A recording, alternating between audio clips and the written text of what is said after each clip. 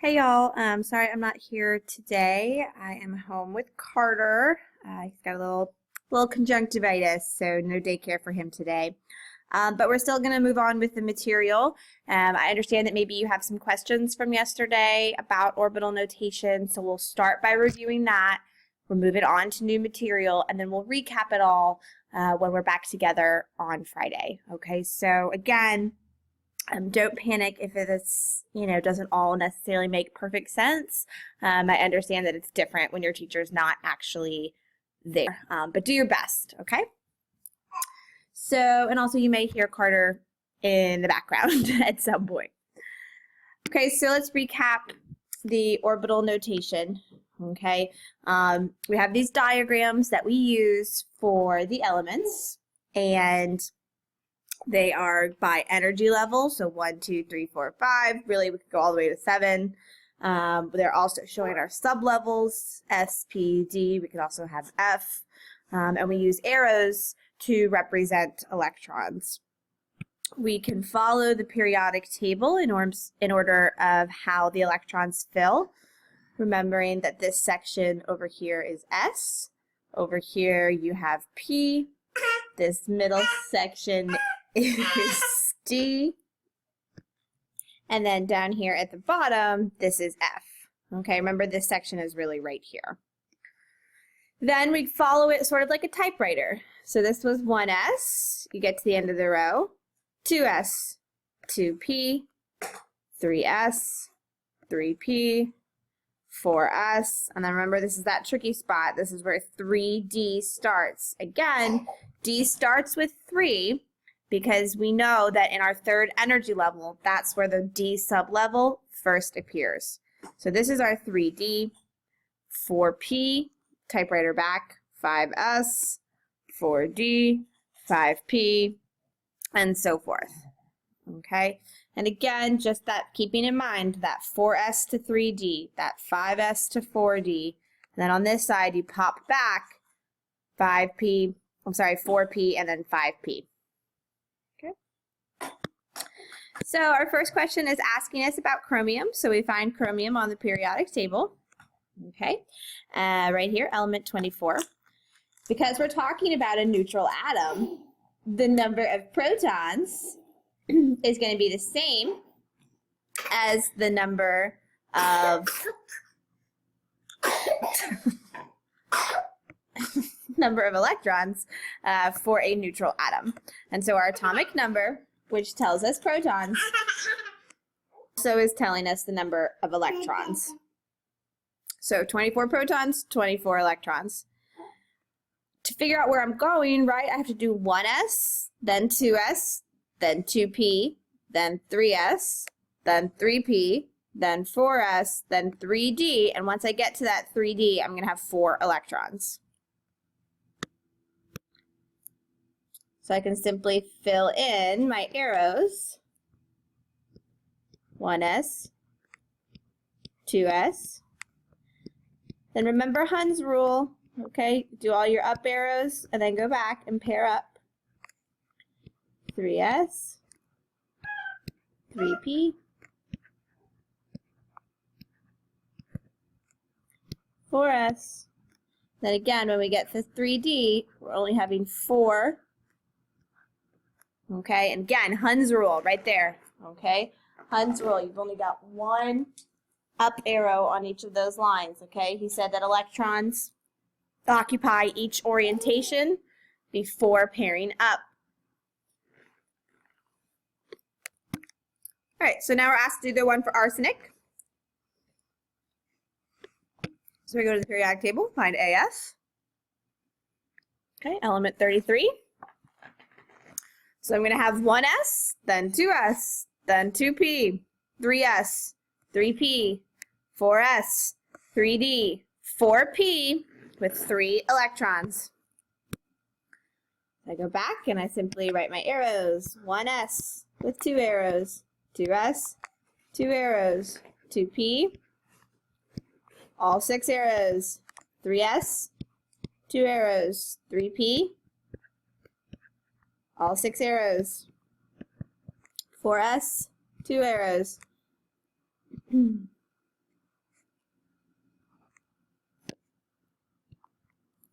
3D, all 10 arrows.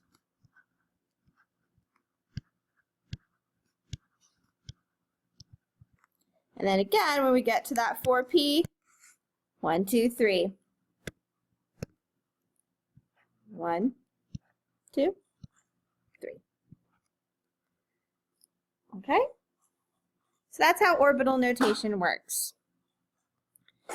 Again, some reminders about the rules that we use. Okay, Aufbau says start at the lowest energy level and then move your way up. Okay, electrons are going to occupy the lowest energy level first, fill it up, and then move on to the next energy level. The Pauli exclusion principle says that no two electrons can be at the same place at the same time. And then Hund's rule that electrons are going to occupy each orientation before pairing up.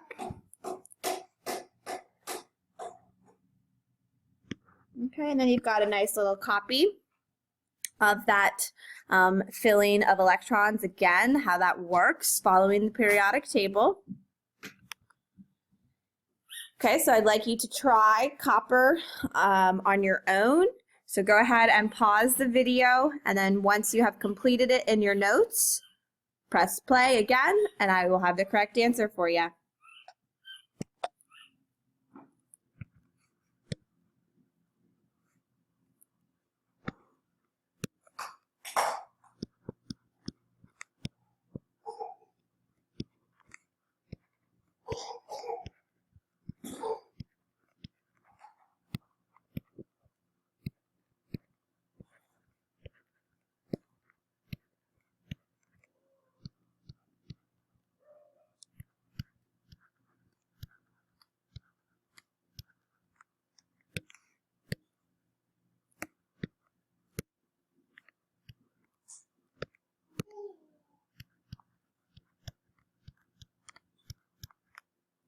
Okay, so there's the orbital notation for copper. If you got it right, move on to the next one.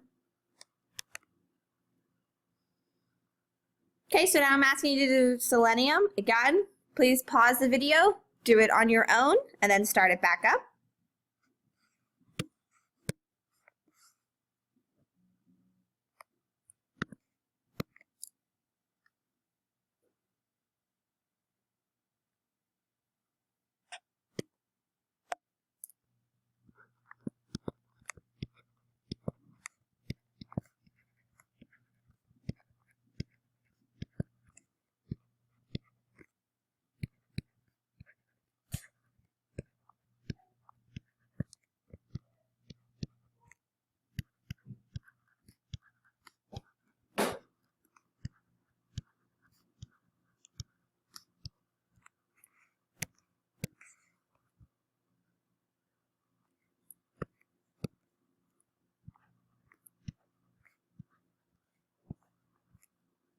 Okay, there you have it for selenium. Okay, so we're going to be looking at now. You can imagine, right, we have a lot of possibilities here. We could technically have to draw 118 arrows, and scientists decided, well, that got a little old, and you may already be feeling that it's a little old drawing all those arrows. And so the scientists wanted to come up with a shorter way that we could write about the electrons. So they have something called electron configuration. And it's similar to orbital notation in that it's sort of listing out how the electrons fill the energy levels and the sublevels and how many electrons are in it. The difference is now that we're not going to have that magnetic quantum number as part of it. Okay, so we're not going to be able to tell orientations at this point using electron configuration. But it's sort of understood, a scientist could figure out, well, if there were only 3 electrons in the p sublevel, we would know based on what orbital notation looks like that that would be 1 in each orientation. And so scientists decided, let's just make this shorter and list it out. And so we still indicate the energy level using a 1, just like you did in orbital notation. You still indicate the sublevel, okay, or the orbital, S, P, D, or F. And then up here, what you do, that superscript is actually indicating the number of electrons in that sublevel. So we know that S holds a maximum of 2, P holds a maximum of 6, D holds a maximum of 10, and F holds a maximum of 14. So that's still the same. So basically, if you're looking at your orbital notation, instead of writing 1s and drawing 2 arrows, you simply write 1s, 2, 2s, 2, 2p, and then you had 6 arrows here, so instead of drawing 6 arrows, you simply write the number 6. So it looks something like 2p6. Down here, the d's work just like anything else, 3d. And then how many electrons were there? 10. Here we had 4p. How many electrons were there? 4. Okay, so you're literally just listing how many electrons instead of drawing the arrows. So it's a little bit quicker. Okay, so again, reminding ourselves, we all start at the lowest energy level first. We're still going to follow that same order of the periodic table. Okay, everything is the same. It's just listing it instead of drawing it out. Remembering that S can hold a maximum of 2, P holds that maximum of 6, D holds that maximum of 10, and F holds that maximum of 14. Okay, so again, let's say we're talking about 1s with 2 electrons. Then we would simply list 1s2. If we were talking about 2s with 2 electrons, then comes 2s2. After 2s is 2p. So that was 6 electrons. I simply list 2p6. 3s2.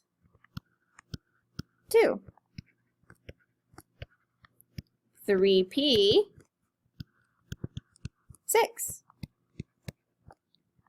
4s2. Let's say it just ended at 3d5. So I don't even know what element that is off the top of my head. Mn, manganese. Okay? This would be the orbital notation for manganese. This would be the electron configuration for manganese.